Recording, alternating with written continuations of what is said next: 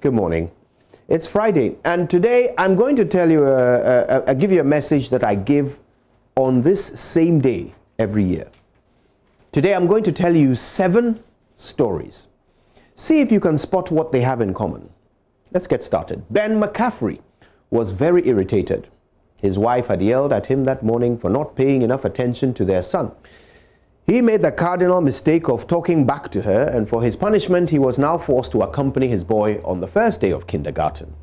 This was decidedly inconvenient for him, as it meant he was going to miss an important board meeting with his company's directors at 8:30 a.m. Story number 2. Hector Ramirez was very irritated. It was the wrong day to draw the short straw for the donut run. Yeah, the donut shop was only a block away, but their office was on the 20th floor of their building, so it took a while to make the journey. Time he could ill afford that day because his quarterly report was due at 8:30 a.m. that morning. And the way things were going, he was likely to miss the deadline. Number 3, Mia Ginelli was very irritated. Now, she had forgotten to change the batteries in her alarm clock and had woken up late on the one day that she couldn't afford to be tardy. As she rushed about the house, frantically getting dressed, she forced herself to face the possibility that she might miss her 8:30 a.m. job interview slot. Peter Okocha was very irritated. He watched in disbelief as just 30 feet ahead of him, his bus pulled away from the bus stop without him on board. How could this happen? The bus that was always late was 5 minutes early, today of all days. What rotten luck. Now, how was he going to make time to swing by his stockbroker's office for an 8:30 appointment before going to work? Dennis Morgan was very irritated. He had walked 8 blocks to the subway station before he noticed the egg stain on his shirt. There was no way he was going to take his Manager of the Year photo with egg on his shirt, so he had to walk back home and change, although that meant he would probably have to call the photographer and push back the 8:30 appointment. Michelle White was very irritated. Her car wouldn't start. That meant her 8:30 therapy session would not happen. Carl Markham was very irritated. His new shoes were causing him blisters, so he had to stop and buy some plaster. Now, the long queue at the chemist's meant that he was going to be late to relieve the other security guard at 8:30 a.m. Okay, so I'm sure you've spotted that these are all stories of irritated people who are about to miss their 8:30 a.m. deadlines and appointments. Now, what I haven't told you yet is that all of these 8:30 appointments were in the North Tower of the World Trade Center on the 11th of September 2001. At exactly 8:45 a.m. that morning, the first plane hit. You know, 9/11 still remains the deadliest terrorist attack against the Western world. 2,977 innocent people died that day when Al-Qaeda terrorists hijacked and crashed 2 passenger aircraft into the Twin Towers of the World Trade Center in New York. Every year, we remember and celebrate the lives of those who died that day. But we don't always think of those who survived, those who narrowly escaped death thanks to some minor irritation or the other that prevented them from being in the towers at the moment disaster struck. My dear friend, when bad things happen, we often imagine ourselves to be facing the end of the world. But we don't realize just how much worse things could be. We don't always see beyond the misfortunes of our daily irritations. But from today, I want us to start considering the major calamities we might be avoiding thanks to the minor inconveniences we may be enduring today. So next time you're stuck in traffic, or the elevator door closes before you can get in, or you have to turn back and answer the telephone, or the kids are wasting time getting dressed, or you can't find the car keys, or every traffic light seems to catch you on the red, don't shake your fist in rage at life's irritations. Just remember that you are exactly where God wants you to be, safe from much worse. My name is Kojo Yankson, and when things happen that I don't understand, they are often to save me from things I can't withstand. Good morning, Ghana. While you're still watching the AM show, you can hear music. It's live music. We are right here in the studio. Yeah, that's it. Good morning. gentlemen. Okay, so we're just going to kill the music right now, make way for the news. When we come back from the news before the review, we will have Della Botri and the Hewale Sounds. It's live right here on the AM show. But first, though, let's start with the AM news. Now, squatters around the Medina Red Cove flats have accused the police of brutalizing them. The accusation is on the back of a police operation on Monday to clear the squatters from a piece of land they had occupied. That operation resulted in a confrontation and the firing of warning shots, after which the police retreated, only to return on Wednesday to arrest over 100 residents. The police say it will continue to investigate the matter and prosecute residents who caused the chaos. Joy News has been interacting with some of the residents. It is a large swath of land in Medina, which has been home for both foreign and local immigrants for over 2 decades. In their evenings, the location bars with sex workers and their patrons. A group of policemen tried to evict tenants who have constructed kiosks and other makeshift structures where they live with their kith and kin. There was chaos when the residents refused to move out, leading to the discharge of warning shots.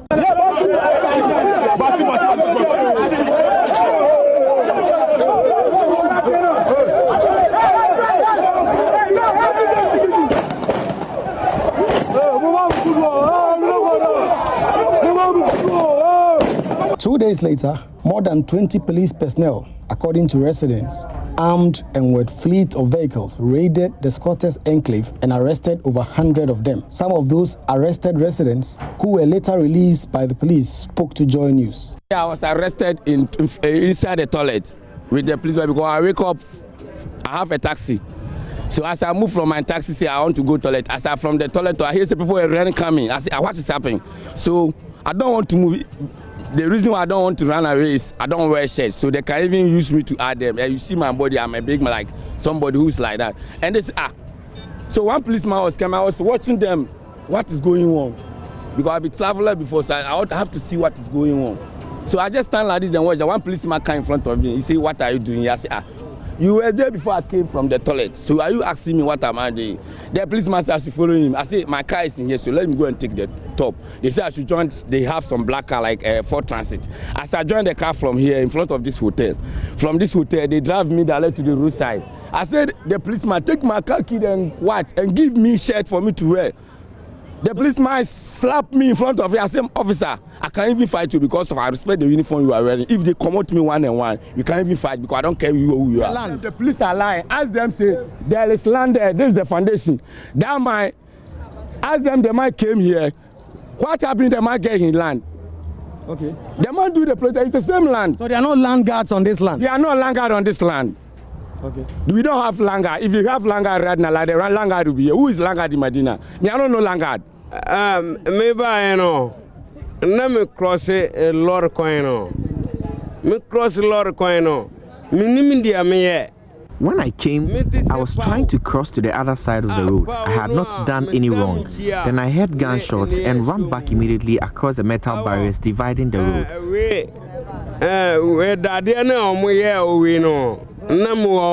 Cross away no. So I came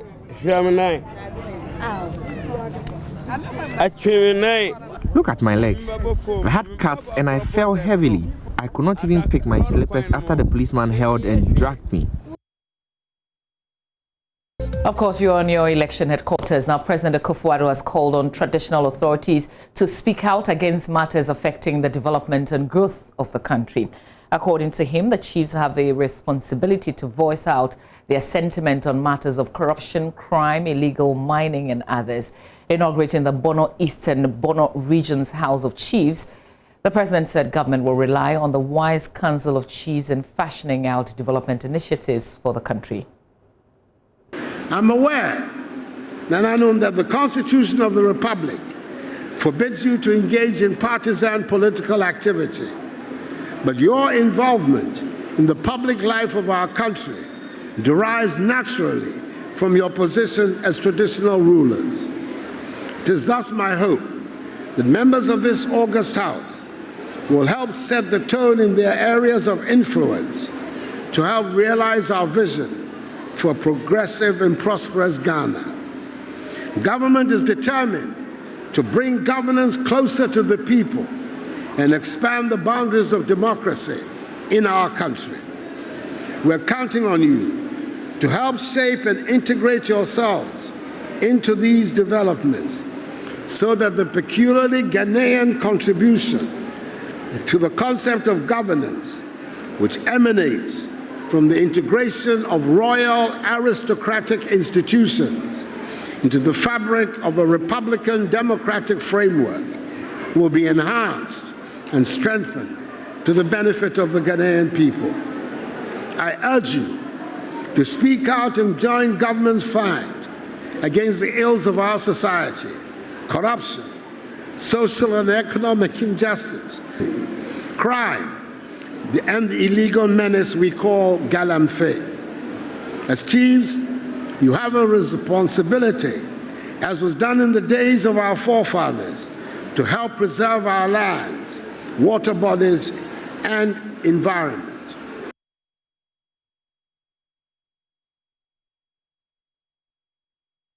And the president also announced Agenda 1-on-1, which will see the construction of a regional hospital. It's 1-1-1 agenda, beg your pardon, which will see the construction of a regional hospital as well as district hospitals in the regions. That a regional hospital will be built for the Bon East region as part of government's Agenda 1-1-1, which in the course of the next 12 months, will see to the construction of 100-bed district hospitals in 101 districts with no hospitals, 7 regional hospitals for the new regions, including one for the Western region, the construction of 2 new psychiatric hospitals for the Middle Belt and Northern Belt respectively, and the rehabilitation of a Fianquanta hospital in the Western region. The districts without hospitals in the Bron East region, which will be covered by Agenda 1-1-1, are Nkranza North, Sena East, Kachima North, and Peru West. Further, Nananum, I take the opportunity of this platform to give you a brief account of some of the principal activity projects being executed in the region.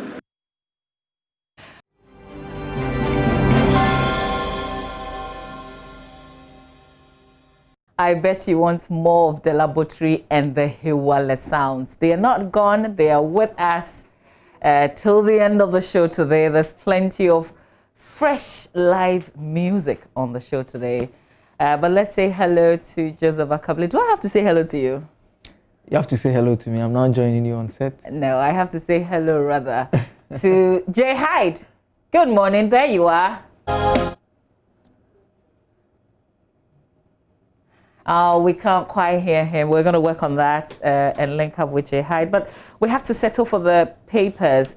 Isaac J. Hyde, the Nooks president, our guest reviewer this week, is doing 3 papers: The Finder, The Daily Dispatch, The Ghanaian Observer. I'll stick with The Graphic and The Daily Statesman. And Joseph will do The Daily Guide and The Times. So why don't you begin, Joseph? Start with the front page of The Daily Guide. It has this story about Achim boys useless, says Ni Lante. And forgive me, Kennedy begs judge over stupid jab. On the front page, poultry farmers issue worries, FAEG. And don't go independent is from Kate Jimfua. And NPP more people-centered than NDC. Also on the front page of the Daily Guide newspaper. The back page has a story that I'm jumping over for good reasons. This one. No. This is actually one of the things I was looking forward to. Okay, so let me review my Just paper. read, no. My girlfriend. Why are you skipping? Now happy. Can we do the back page of the Daily Guide on the screen? Okay, so the back page, it has some story be about Kotoko board chair CEO set to resign. And so I'm sure Rico will have the details. No, Rico will not have the details. You will have the details. They were stuck in Spain also on the back page. And my girlfriend now happy. I have retired from parties. That is coming from Ronaldo Nazario. The proper Ronaldo. The original Ronaldo. The Ghanaian Times front page quickly. It has will uphold country's peace, stability before, during, after election 2020. President assures 74,000 DKM customers fully paid. and 109 persons arrested at Medina for attacking bailiff.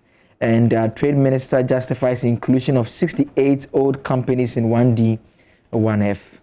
The back page has this story about the polio vaccination exercise beginning in Ho municipality, and Trade Minister justifies the 68 old companies, also on the back page of the Ghanaian Times. All right, let's do the Daily Graphic newspaper. Front page of the Graphic today: lead fight against outmoded customs. President charges traditional rulers. Adhere to journalism ethics. That's the Graphic's guest editor for the Thursday edition of the paper, saying that Elizabeth Ohene, battle of manifestos, 2 ways to manage economy. So the two main political parties, the MPP and the NDC, have promised in their manifestos accelerated economic growth and development if elected into power on December 7. The paper is highlighting on the ways and means that they intend doing this. Where's the aged bill, help age queries? So this is a bill that we've spent a lot of money on. The executive director of Help Age Ghana, Ebenezer Ajete Sose, has been talking to the Daily Graphic and expressing concern over the fact that although a lot of money had been spent on the bill, its submission to Parliament was not being expedited, given that the tenure of the current Parliament would expire on January 6th next year. It's a good time to bring this issue up because of the many promises and things contained in the manifesto. Let's get the political parties to commit to doing something, and with timelines as well. So certainly a good time to bring this issue. But essentially, because of the absence of a law, the executive director of Help Age Ghana says that the plights of the aged, the vulnerable, it's actually worsened in the absence of any law.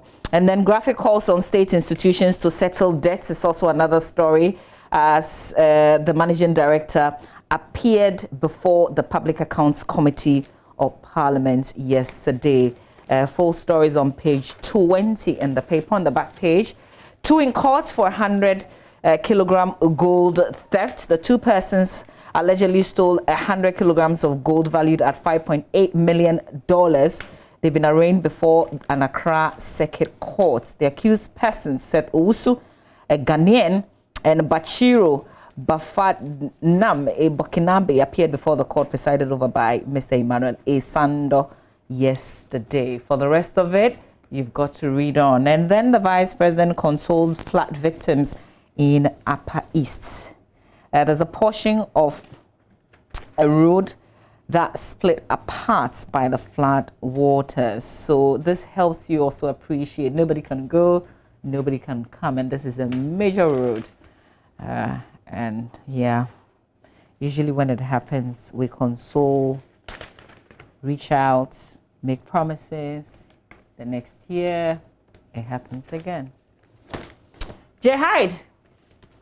Yeah, hi, Mama V. Hi, good morning. I know you were soaking in the live music. How are you today? Yeah, I loved it. I mean, you guys are always coming up with something interesting. All right, you've got 3 papers, so please go on with the papers. Right, and I'm beginning with the Daily Dispatch this morning. Comparing NPP and NDC manifestos. It also captures here a person I'm very much a fan of. Focus on Joy FM, said Kwame Boateng.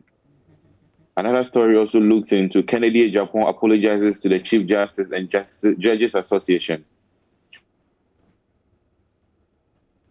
It's economy. Why I want to be president again.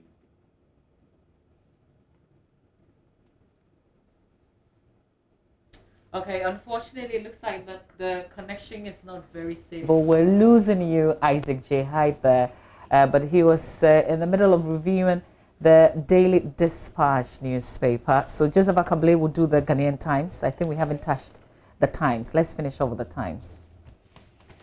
So the Times has this story about upholding the country's peace during and after the election coming from the president. It also has a story about 74,000 DKM customers are fully paid.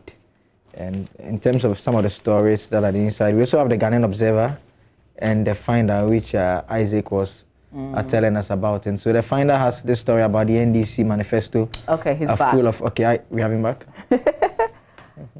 Jehide, we lost you. So no, I even went off. Apologies. No problem. Well, so the Finder newspaper says that Bono gets 817 projects, 3 new district hospitals to be added, says President Akufo-Addo. First Lady donates medical equipment to the municipal hospital, to Ho Municipal Hospital. Finance Ministry engages Partnership Council FVOs on Ejapa. Dr. Baumia leads delegation to flood-affected areas in Upper East. NDC manifesto full of populist and discredited promises, says NPP. The last newspaper for today is the Ghanaian Observer, and it says that Ghanaians will vote in freedom, peace, and security on 7 December, President Akufo-Addo. You can't copy our ideas. You can copy our ideas, but can't copy our performance, Baumia tells NDC. Bono Region beneficiaries of 817 projects, 3 new district hospitals, President Akufo-Addo. 1 billion Polio Dam project to stop flooding from Bagre Dam spillage, VIP. Alleged payment of 2 million Ghana cedis to brand ambassadors. Exim Bank sets record straight. These are the stories. I was just wondering, did they set the record straight or they left us with more questions with no answers? But Joseph is going to do the Times. We'll come back and do some of the inside stories in some of the papers. Joseph? And so the back page has, there's a story about the polio vaccination.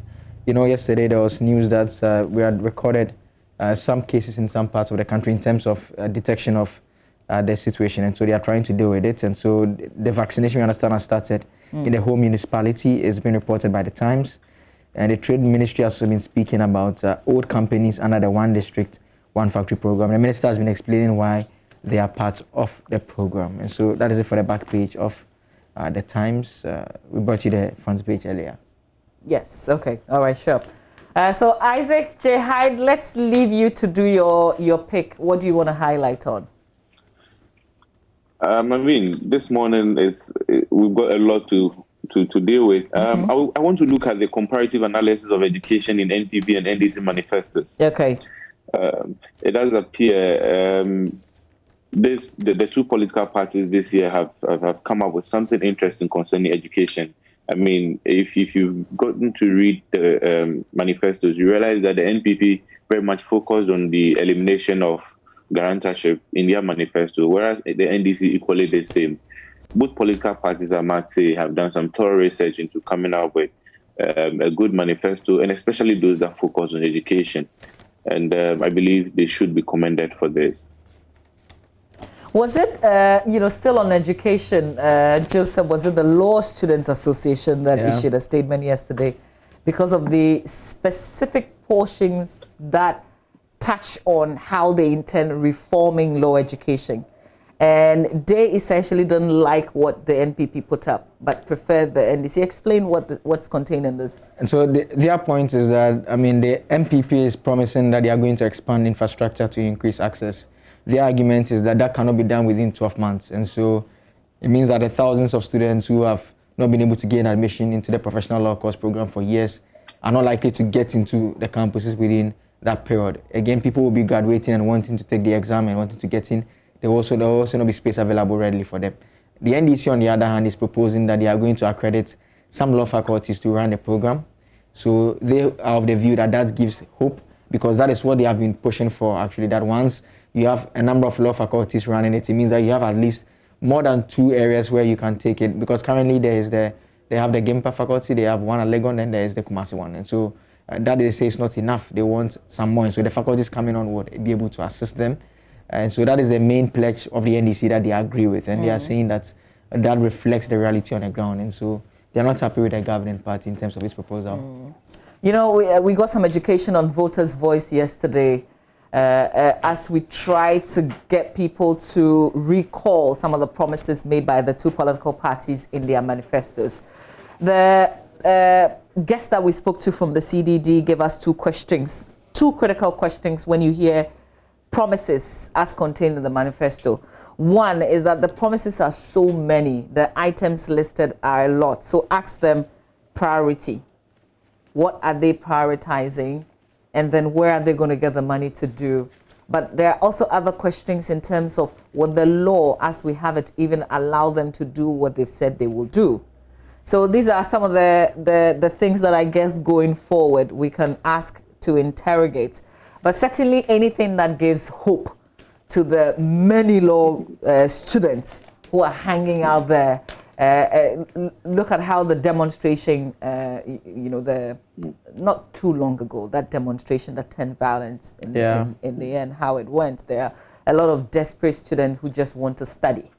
They just want to study. Myself, I'm a law student like yourself, and I believe that we all want to see something happen, and as soon as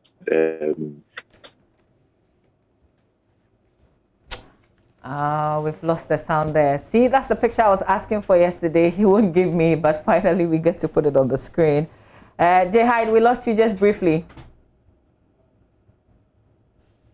Okay, all right. We'll get him back to come and finish, the point that he was making. All right, Joseph, what are you concentrating on this morning?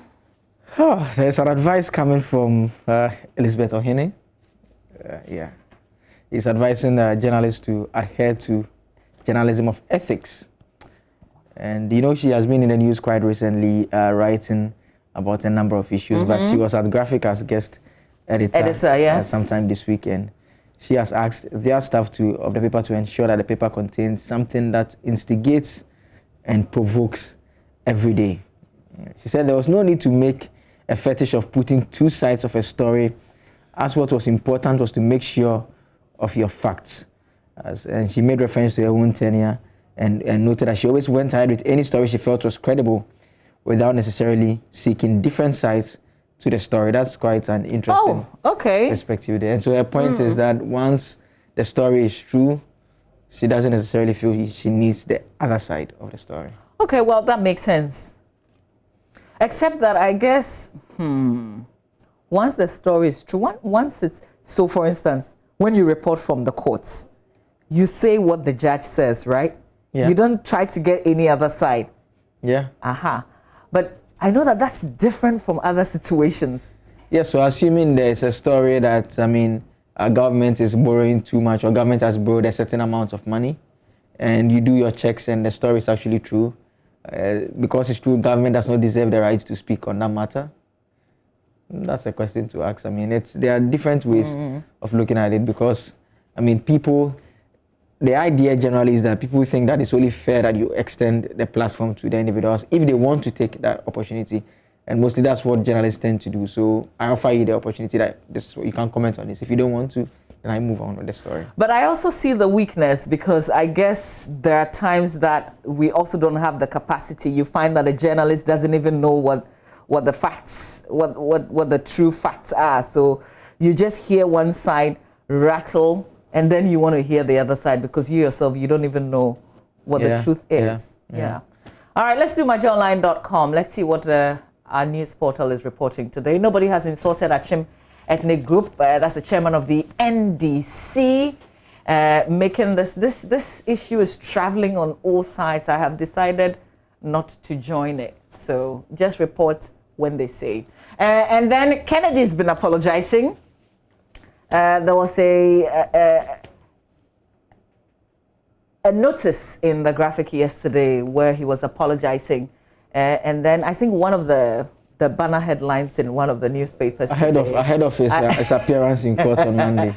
This man says Kennedy apologizes to Chief Justice, Judges and Magistrates Association of Ghana for outburst. You might be wondering why he's been apologizing all over. Well, he's to appear on Monday in court for contempt because of what he said after a judgment. Depth of okay, all right. So we'll leave you to explore the stories on myjournline.com. Let's take the last comment from our guest reviewer this week, Isaac J. Hyde.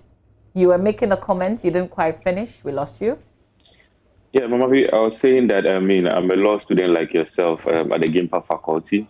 And we were all on the grounds during the demonstration last year that went pretty bad, especially with the police reaction. It is our hope that both political parties will stick to their promises regarding how they want to reform legal education in Ghana. And we look forward to good things from this manifesto. But since you are in leadership, because you're NUC's president, we're saying that when they come to you, please ask them the critical questions with the timelines and the priorities, so that it's not just something that they put there beautifully because they know that there are lots of students waiting to get into the professional school. Yeah, very important. I agree. Okay, just the last thing. This whole thing is new. You helping us with the review this week. What's the one thing that you've learned? What are you leaving us with? It's been a wonderful experience, and it's been insightful. I used to like newspaper reviews. In terms of me walking by the roadside, going to school, and going to stand by the newsstand and reading some of the headlines. It brings a lot of memories and nostalgia of the past, and I appreciate this. Well, we appreciate you joining us as well. We like the picture, the other picture. Yeah, the other picture. Can we have the other picture? I think they should put it on. That picture was my campaign picture going for the NUC's election. Oh, that's why you won. It explains why you won the election. We like it. Well, thanks a lot, guys. Enjoy the Friday. Thank you. Certainly stay with us here on the AM Show. We've got plenty of good music coming from Della Butri and the Hewale Sounds. We've got Professor Nana SKB Asante. He's on the board of the National Peace Council. He's a paramount chief. He will be joining us as we have a conversation on the role of media in ensuring peace in this year's election. But we have to cross over to Riku Ampofo, who's got sports live. Serena is out of the US Open. I'm sad, but yeah. Over to you.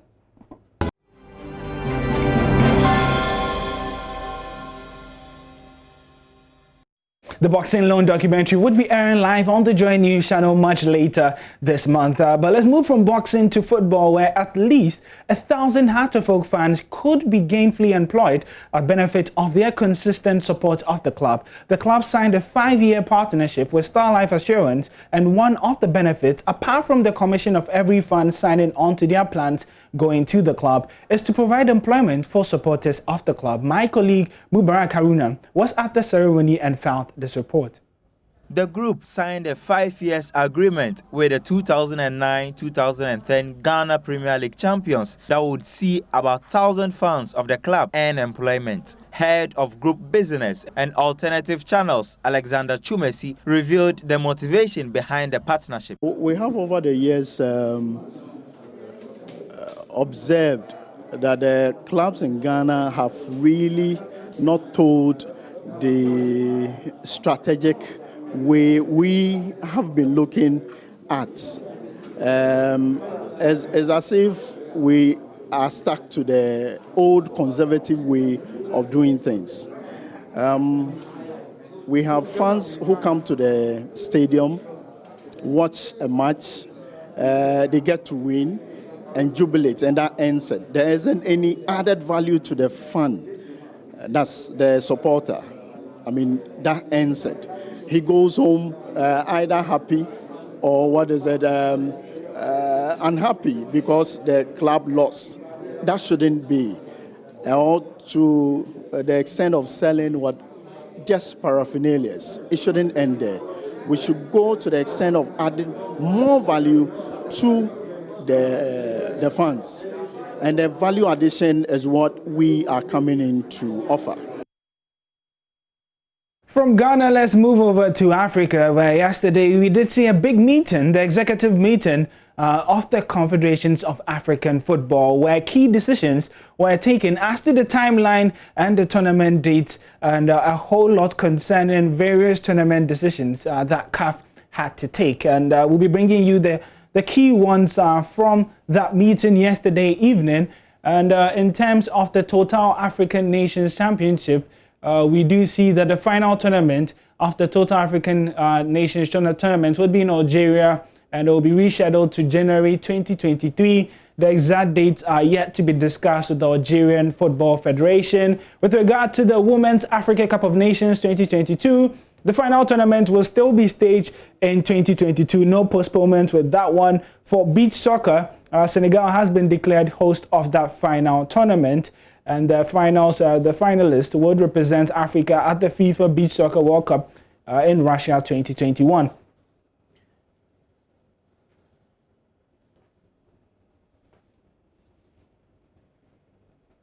For the new schedule of the interclub competitions, the CAF Champions League would be drawn to a conclusion, and the first leg of the semi-finals would be 17th to 18th October, second leg 23rd and 24th October, final 6th October, and for the CAF Confederation Cup semi-final 19th October and 20th October, and then the final would be 25th October.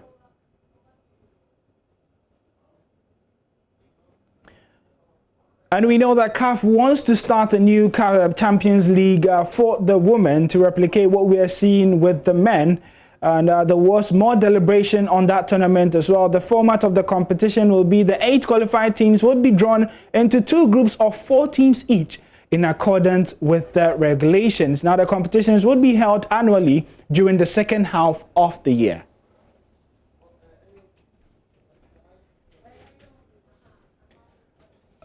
And also regarding some timelines relating to the electoral process, remember next year was supposed to be the CAF elections, and 11 September 2020 would be the opening of the reception of the candidatures, and 12 of November would be the closing of reception of the candidatures, and 11th January 2021 communications of the names of the candidates to all nation associations, and then the General Election Assembly on 12th March. We are yet to hear whether Ahmad would be running yet again. And then the process of launching bids to the various competitions are now open. So every competition that you see there is up for grabs. Absolutely any country can apply to be able to host any of these tournaments. Ghana has already hosted the Women's Africa Cup of Nations last year, so I'm sure would not be eligible for that one. But there are various tournaments up there for grabs, and we'll be seeing whether the GFA would be considering that as well.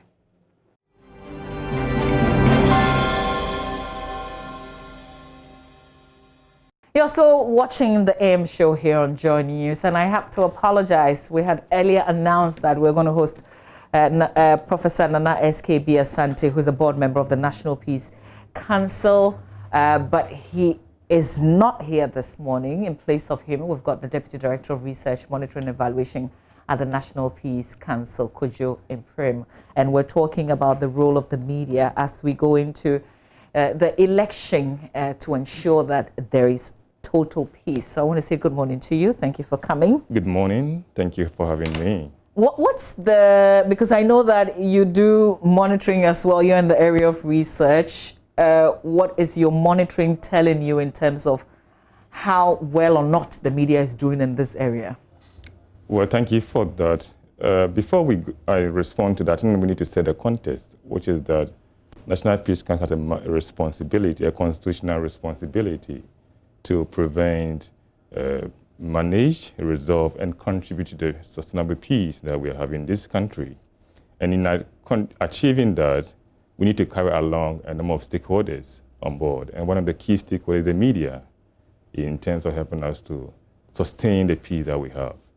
And therefore, the media has to contribute in terms of monitoring, scanning the environment, and see what are the skirmishes that will kind of threat the peace that we have in this country. So far, I think we are on course in terms of making sure that we all abide by the tenets of democratic elections. We all have to abide by the tenet of ensuring that the peace that we have in this country is sustainable to drive development, to drive the local economy, to drive the national agenda that the government that have on course, both political parties, all political parties, and the stakeholders as citizens has a responsibility. So we are on course in ensuring that we contribute to the peace that we have. Okay. And we know what is coming up this year is an election, and that's a very critical national policy on the table for all of us as citizens. And as National Peace Council, we have a mandate to ensure that we sustain the peace of Ghana. Okay.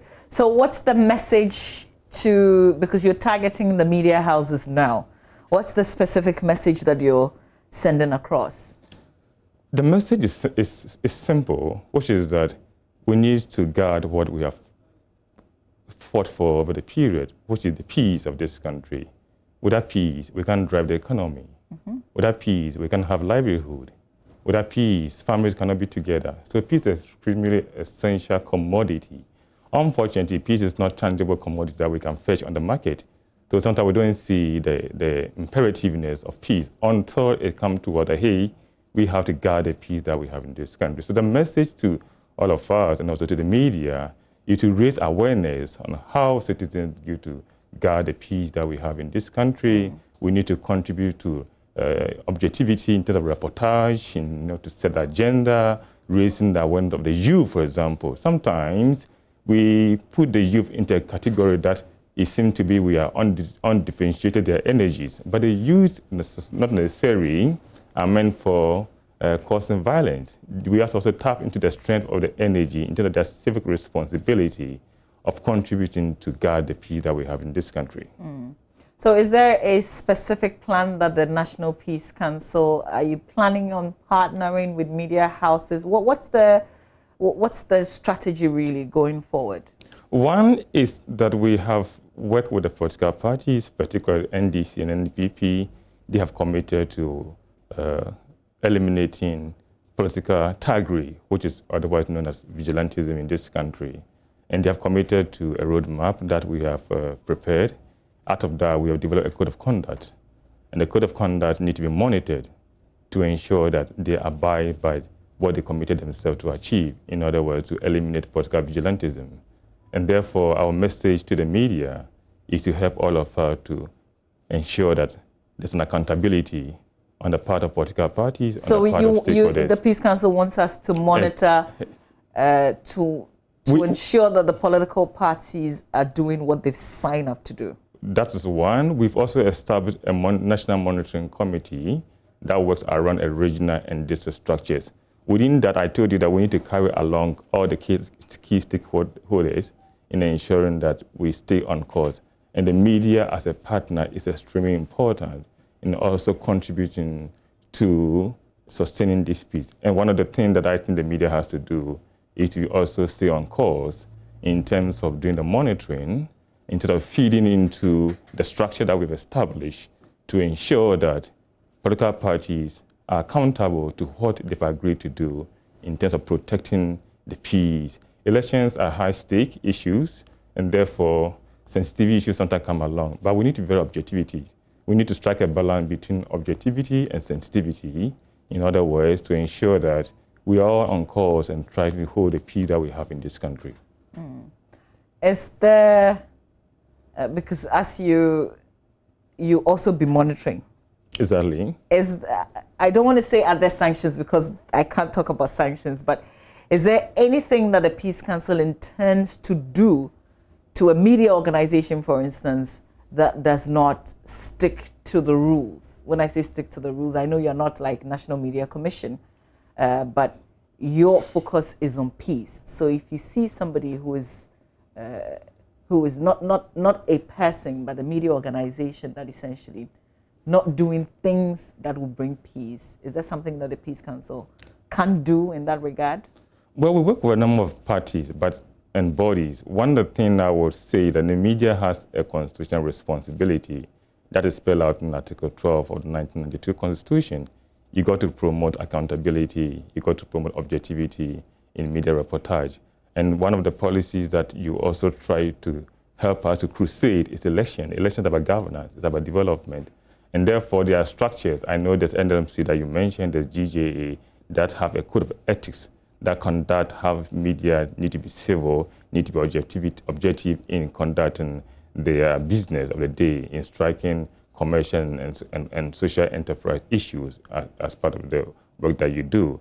Part of that, we don't have a mandate to necessarily guard the media of what they have to do or otherwise. The media is a professional body that they have to do there. However, if there's an issue that comes up that is quite threatening to the peace of this country, then our mandate is to prevent, is to manage, is to resolve issues of conflict. And therefore, we need to step into that issue and reason together, resort to wise counsel to ensure that issue is nipped in the bud so that it will not have effect on what we have achieved as a country. Have you had to do this before? When you say this, as in terms of step in, because a media house, for instance, is inflaming, you know, as you put it, threatening the peace instead of ensuring that there is peace. Well, I need to check the record, but I don't think we have a precedence as of now. Okay. You know, so, however, if something of that sort comes up, then we have a responsibility to work with the appropriate bodies, appropriate institutions, to ensure that that issue is resolved, because then it could have a repercussion on peace and stability of this country. Okay. All right. Before we wrap up the conversation, anything else you want to share with us? Well, one of the things I will leave is that the media is a critical component of what we are trying to do in terms of educating citizens on the code of conduct, which political parties have ascribed to, and therefore we have to contribute to raise awareness on that. I will also urge the media to ensure that, for example, we have political desks, but we need to go beyond that to also establish peace and security desks. I would like to see that in the various media houses. We have a security desk. Fantastic, here. But then it should join news. Good. So I'm trying to urge the journey to also carry along other media houses to have that structure in place, because after election, the critical component is to drive the economy, is to run the governance, and we need peace to be able to do that. So that is a critical issue. I also want the media to throw a satellite on the youth to govern the energies of the youth towards becoming peace campaigners for 2020 elections. Youth is not an undifferentiated mass that's necessarily used for violence. They are critical people that we can tap into the knowledge that they have, we can tap into their expertise and creativity in terms of how to drive peace campaign on social media, for example. In other words, to reach out to more people to see the need to protect the peace of this country. All right. Well, I'd like to say thank you very much for your time. Thank you for being here. Thank you for talking peace with us and the role that the media has to play in ensuring that we have stable peace, if you like. We've got stability, even as we go into the election and after the election as well. My guest, Kojo Mprem, he's Deputy Director of Research, Monitoring and Evaluation at the National Peace Council. Now, if you've been monitoring, then you know that the National Peace Council has pretty much been a part of our show this week. We've been talking about the vigilantism law. We also talked about the role that faith-based organizations have to play in ensuring peace. And today, the focus has been on the media. So there will be plenty more conversations like these to come ahead of the 2020 general elections. You're still watching the AM show. We've got Dela Botri and the Hewale Sounds on standby.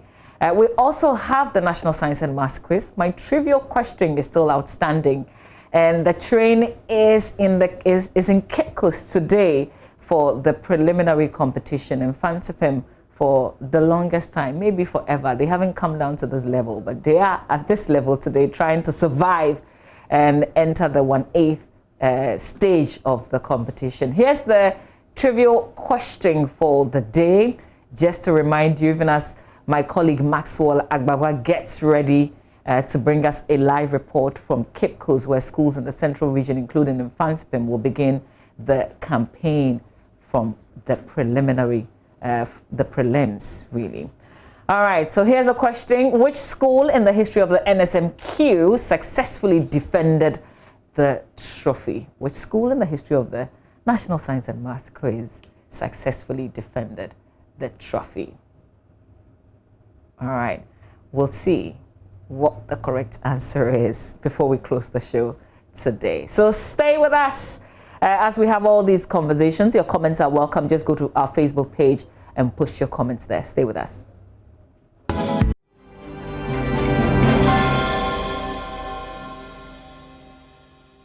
But we've got to bring you the National Science and Maths quiz. And Fansipim School begins the redemption campaign today as the battle it out with St. Augustine's College and Eguafo Senior High School in the preliminary contest in the Central Region.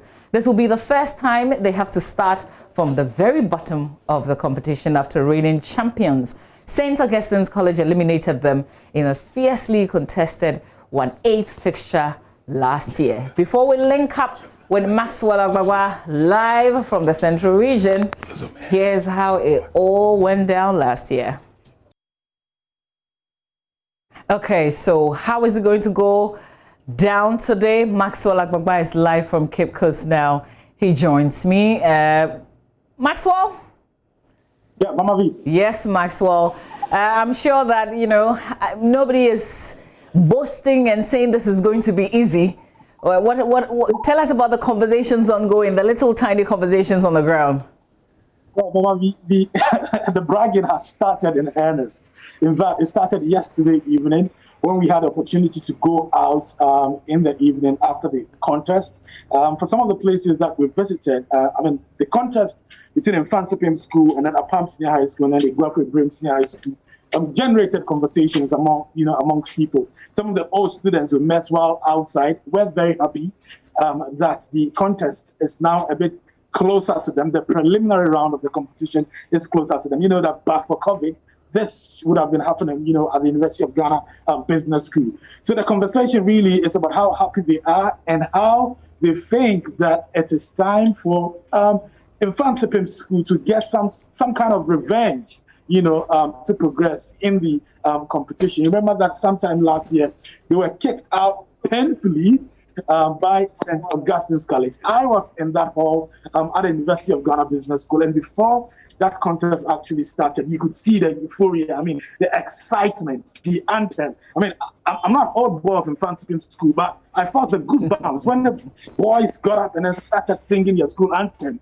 But that did not shield them from the firepower, from St. Augustine's College. At the end of that contest, St. Augustine's College beats them with a 20-point margin. So this is the time for them to make some, give us some kind of impression about Mfansipim School. Let us know that they are two-time winners of the National Science and Maths Quiz. And I hear that is what will make the boys come in like wounded lions. But in their contest against Apam SHS, the Guafu Brim SHS, Apam SHS is not a school you would want to consider as an underdog. In fact, in the 2019 first regional championship, and that was organized, St. Augustine's College, which, the St. Augustine's College, which beats Mfansipim School, only managed to beat Apam Senior High School with just 1 point at the regional championship. So really, it's not going to be a walkover for Mfansipim School at all. You're going to get a good run for their money. We have the contestants from Apam here right now. Let's try and have an interaction with them. Let's try and get them,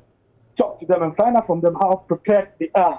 They want to speak to you now, so you just come. Let's get close up to them, find out from them how prepared they are. Apam Senior High School, welcome to Georgia.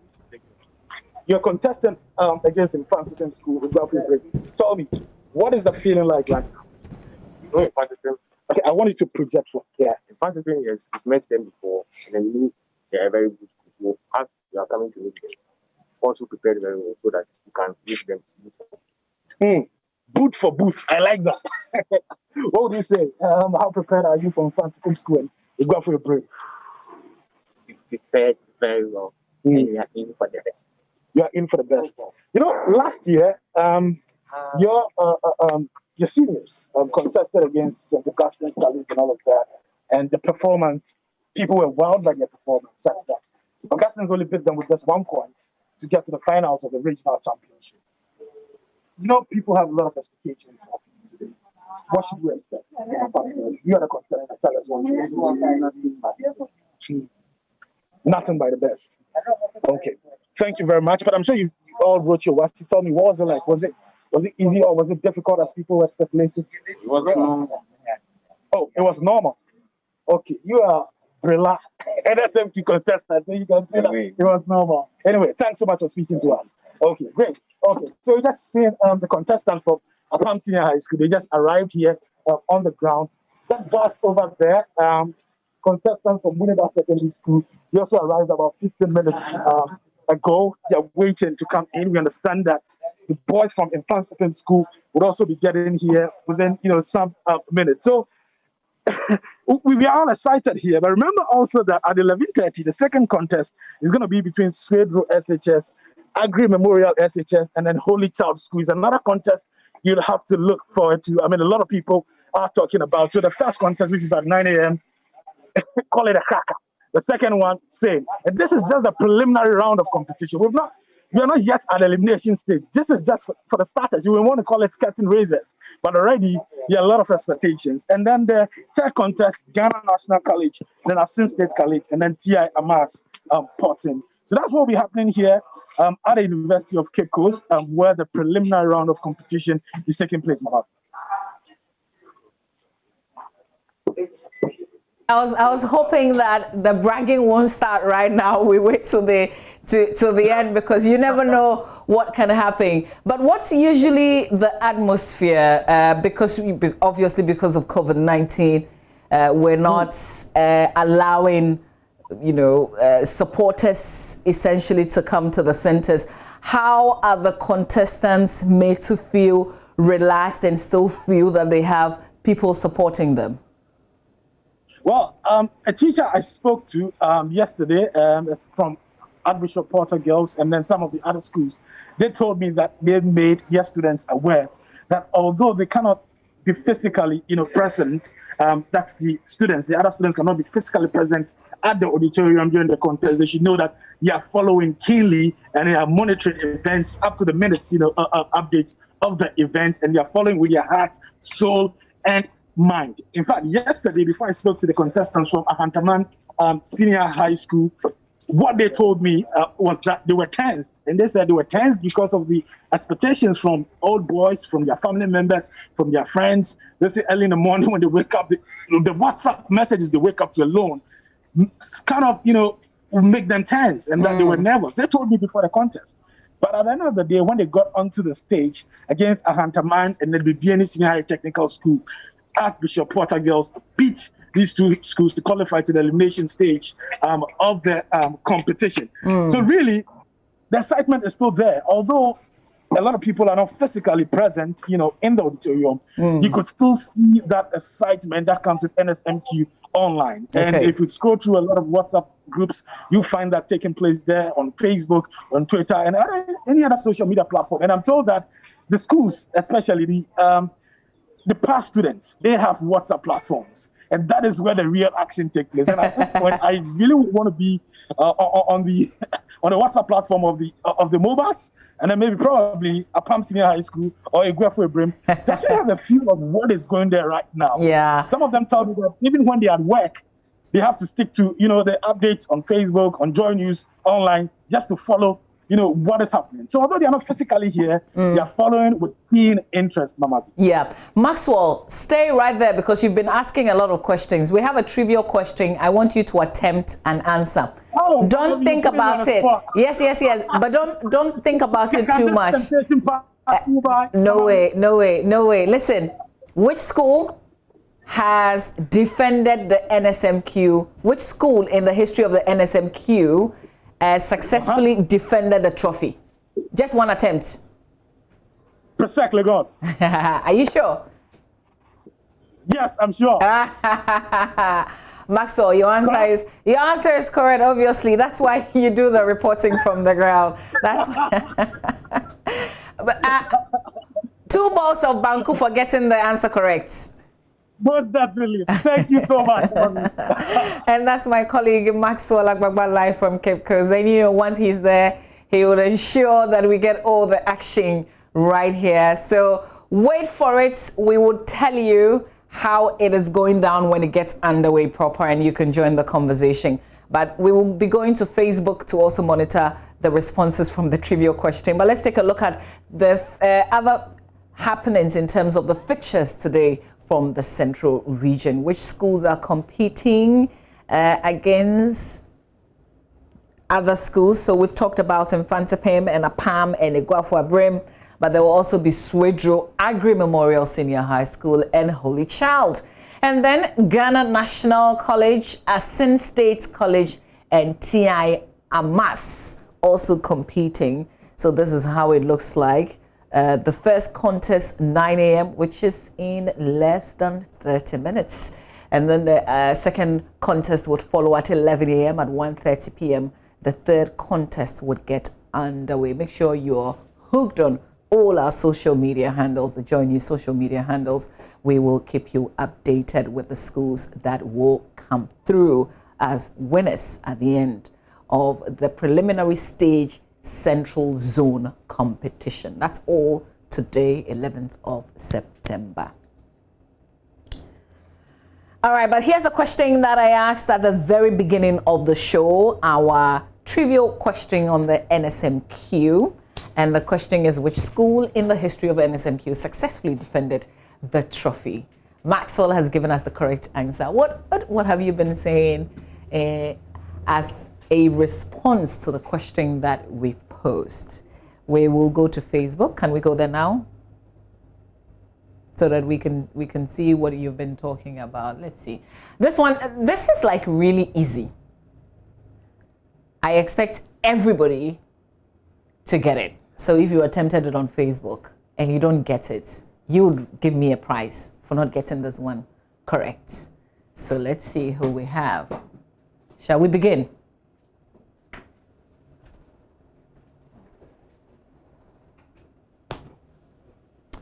All right, Mahmoud Nuruddin, Presbyterian Boys. Yes, that's correct. And you actually give the years 2008, 2009. Absolutely, you're right.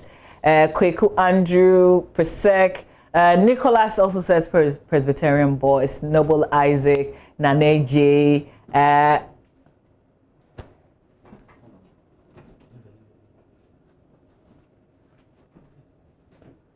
All right. Okay, so Nane J, Abu Safianu, Inaj, Bavel, A+, Abdul, Hafiz. Okay.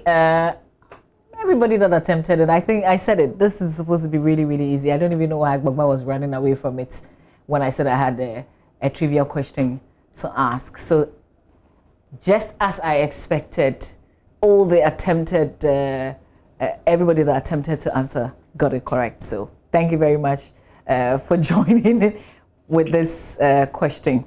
All right, so that's the trivial question for today. We went back in history to find out which school has successfully defended the trophy. And as you know from the responses that we've gotten, it's Presec and 2008, 2009.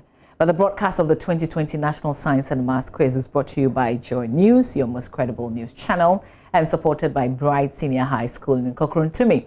Building dreams, shaping future. DBS Roofing Papa Pafi, Adonko Hand Sanitizer, Koroposuro, Adonko Next Level Energy Drink, the premium energy drink. All right. So that's it for this segment where we put the spotlight on the National Science and Maths Quiz. We've updated you in terms of the contest to come this morning from KIPCO's, my colleague Maxwell Agbaba, right there reporting for us. And then we've also done our trivial question for the day. We've got show business news coming up with Caddy, but stay with us. You're watching the AM Show.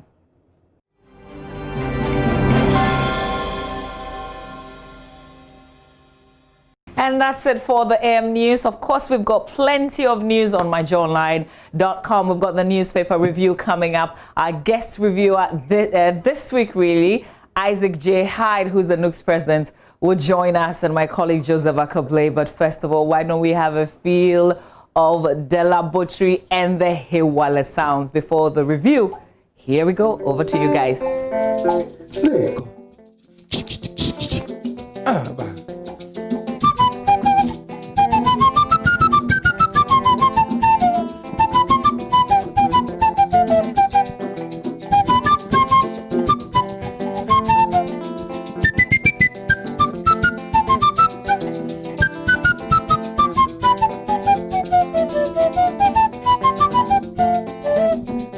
Nana friend me, one friend me, one friend me.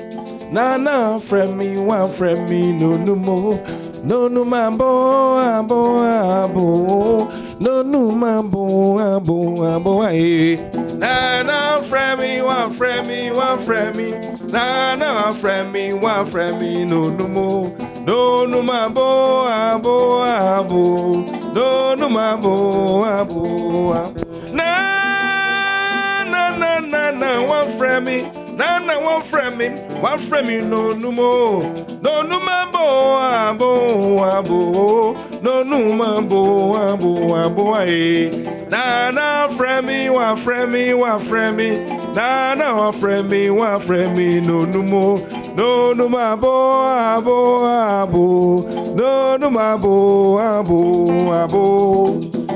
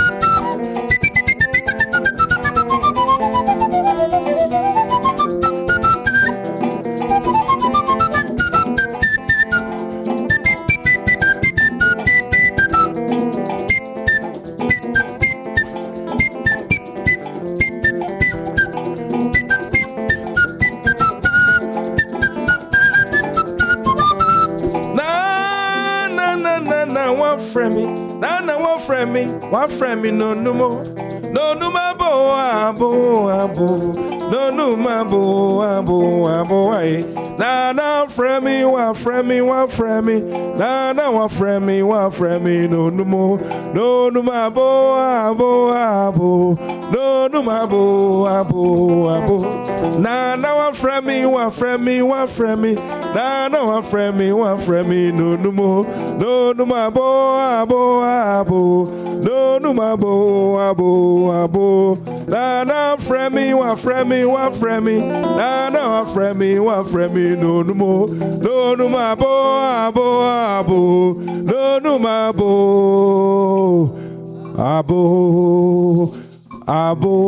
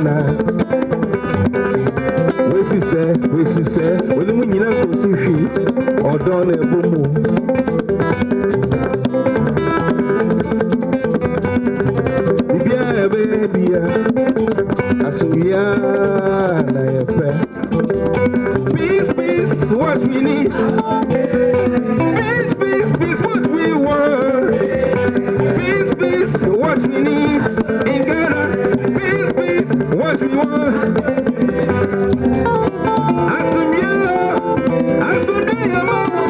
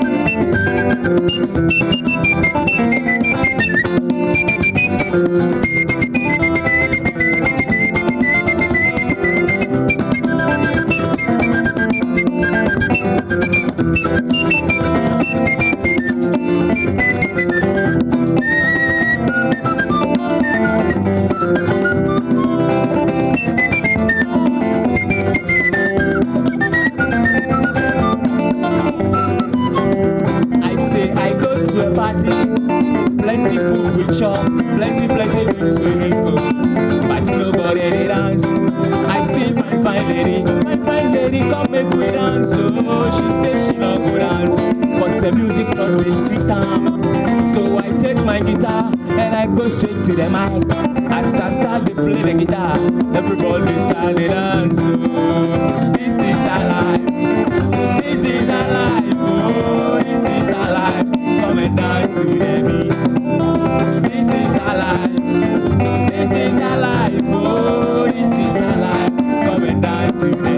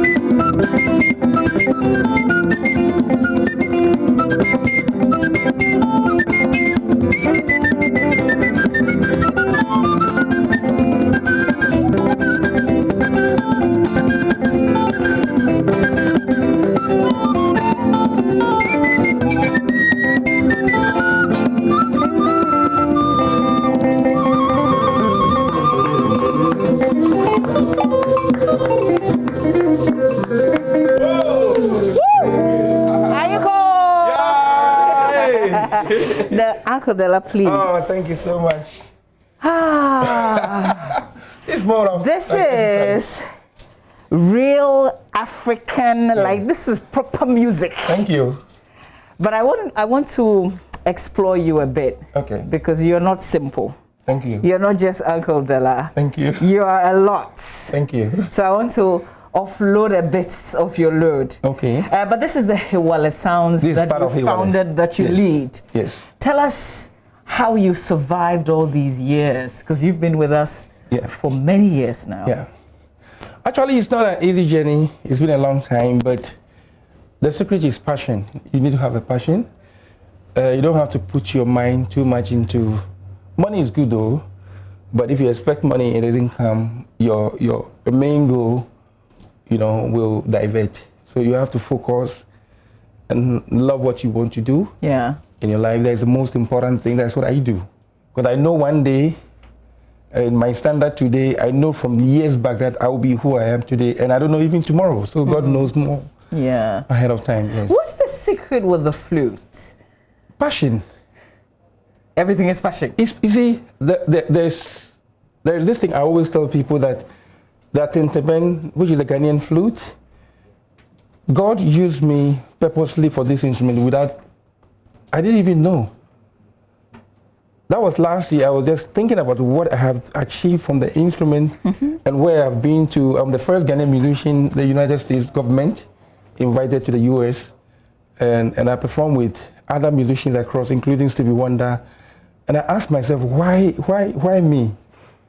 Why me? So I started thinking that, no, this is a very deep thought. God has given me something for this country and this continent. If I'm now the current generation of the instrument for Ghana and Africa, then God knows the reason why he gave it to me. Yeah. And like I told you, the passion.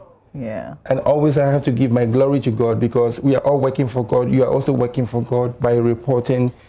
You have to wake up early in the morning. When I saw you came in very early in the morning, you have to leave family and come. Yeah. We are all doing the work of God. Absolutely. Because we cannot see him.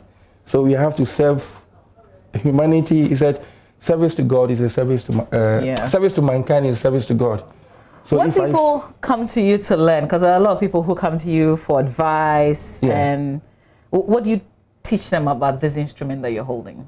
Well, I tell them that we are coming from, those who come for advice, I tell them that this is where we are coming from. If you go America, all the countries that I've been to, over 65 countries, everybody have their own culture. So everywhere I go, this is one of the things that they don't have in their country. It's a national instrument. That's how I say it. So if I show them what we have, then they love it. So I tell my friends that if you want to do dancehall, if you want to do hip life, if you want to do anything else, you can do it. But let our Ghanaian sound go in there, because that's really authentic. Yeah. When the people over there hear it, they will know that this is authentic from a particular country, that they don't have that kind of rhythmic patterns and the sound in there, because we have so much complex rhythm, you know, than they have. They have more of the common beat. We have more polyrhythmics here in Ghana that we don't even have the value for it, but something that they cannot adopt it. But there's a way of adopting it. If you get closer to us, we can show you how the common time that they create in the beat in the studio, like there's a polyrhythmic that can fit, you know, that can make more complex. But they always stick to just one beat and one common, what we call the common beat. You know, it's not complex. And the white people are coming here to learn our complex rhythm, to reform our music, like this guy, Paul Simon. They came to take our high life music and went, and we don't like high life music again in Ghana. I don't know why. We are behaving towards but is any of the any of the artists, in terms of the hip life as we have it, is anybody contacting you? Are you doing any piece of work with any of them? Oh yeah, I've done work with Obuo. I've done work with Dana Hobson, Celestine Donko, Calvin Boy. I think last 2 months I went to play on his one of his albums. And I'm doing a lot of covers also to show the young ones that our traditional instrument is capable of playing traditional music. And at the same time, I did Kwame Eugene, Angela, and I did also Shatta Wale and Beyonce already. I did that, and also Wami, and I did now. So what exactly are you teaching them? What are you showing? I'm showing them that this is Ghana, so you have to follow the sound of Ghana. Can I have a feel so that we can get an understanding of what you're saying? With the cover and what you're trying to show us in it. Okay, give me A minor, and I beg, which is A minor. Now we are talking music. Give me the key of A minor, and we are going to play like a Fawakma mode. Okay.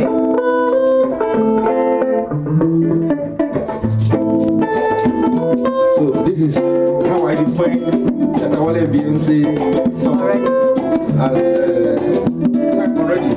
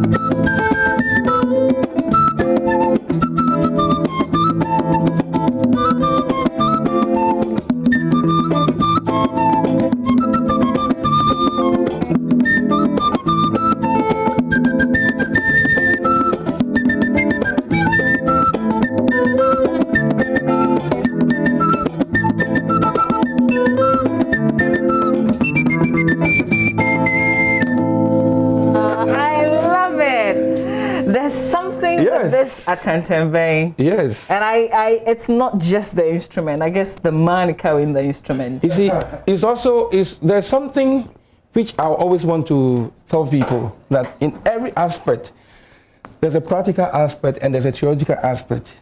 If you don't understand the theoretical aspect or the skill, you can never understand what I'm doing with the instrument. So you need to learn the basic first, and after that you need experience. You know, you need to have the skill of playing the chromatics.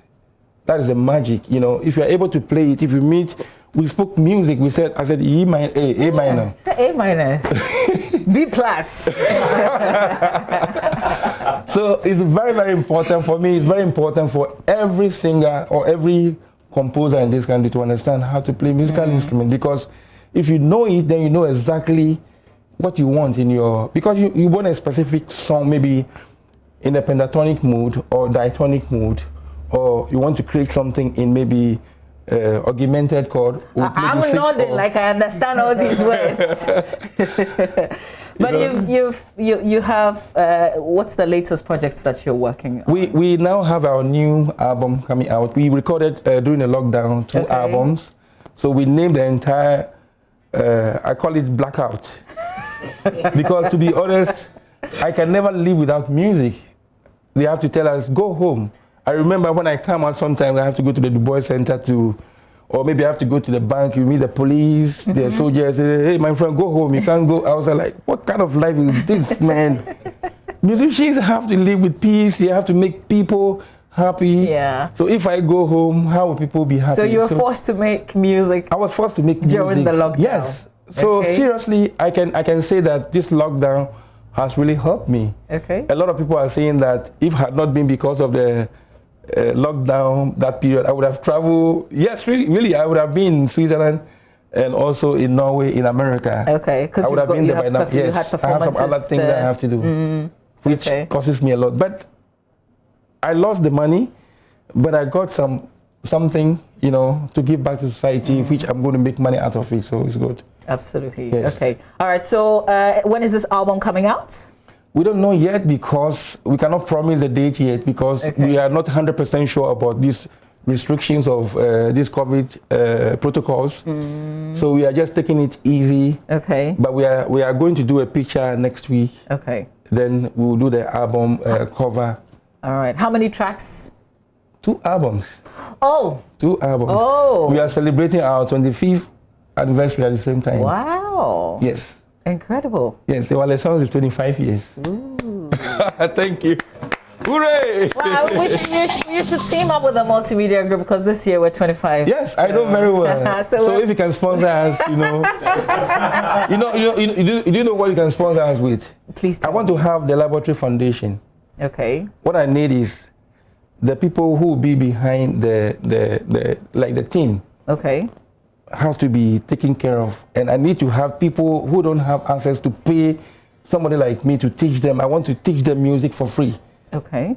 So if multimedia can also help to reach some other people, I want to give back to society. Because so what do you need exactly? You need the people to come forward? I need people to come, but I will need a team. I mean, I will need people to teach, like the guitar, the percussion, xylophone. The Atentebe myself will be teaching, and other instruments. Okay. So these people have to be paid. Okay. You understand? So that means if multimedia is able to get a sponsor for us, so the students are not going to pay anything to us, because they are taking care, and we are training them to the stage. Yes. This is not something that is really hard. I'm sure we can find a solution. Clap for multimedia. Because we are training them to the stage. But I like the vision. I like the vision that you have. So these records, these 2 records are ready. When you add the 2 to what you have, how many in all? We will have like 14 albums already. Okay. We have 12 already out there, and I have a personal ones also. But beside that, I have also done educational projects with Atenteben, that people who read music and write music can also have access to read some of the Atenteben works, like the late Efumamu have done, and the late Professor J.H. Kobilan Ketia have done. Whom you work under the University of Ghana? Not anymore. Yes, but I was working under Prof. Yeah, exactly. Yes. I was also going to ask, what's the significance of being at the Du Bois Center? Du Bois Center just gave me a place. I'm affiliated to the Du Bois Center. So if they have a program, we are the residents.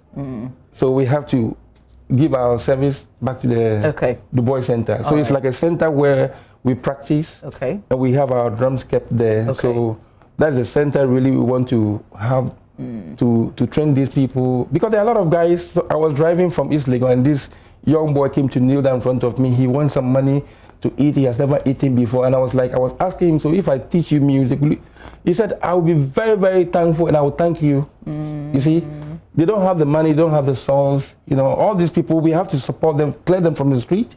If we get people who can take care of them by giving them meal, you know, a little bit of like an allowance, small money, not that much. They will not, I don't think they will go back to the street if they see the potentials in what you are doing. I appreciate the vision that you have, and hopefully we can make it come true. Thank you. Yeah. Thank you. Okay, so these gentlemen that you're performing with this morning, how long have you been together?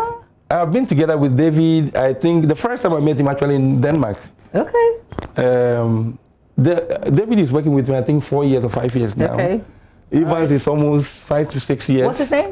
Evans. Edufu. So David Evans. And he is also a solo artist. I work with him, but now he's a solo artist by himself. So I brought him today, come to multimedia because it's a special day. All right. He is Nee Buxton. Uncle Nee, Tete.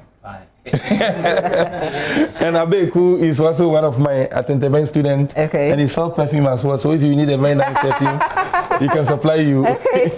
And he's also my student. Michael, Professor Lozo. Okay. All right. Nice to meet all of you.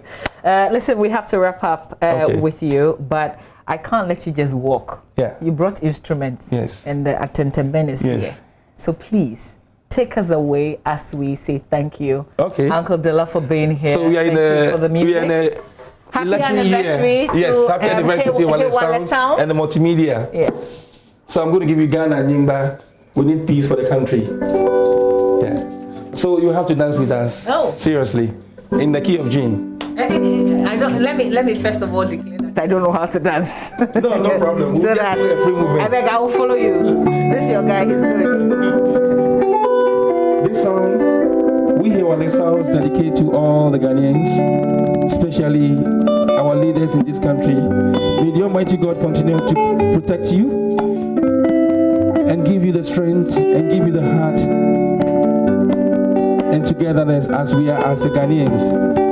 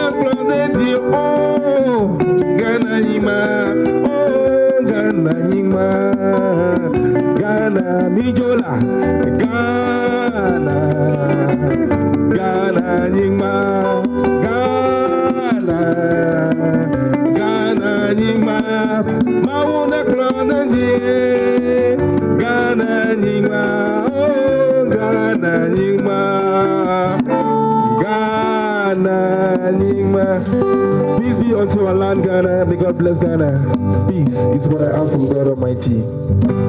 Thank you.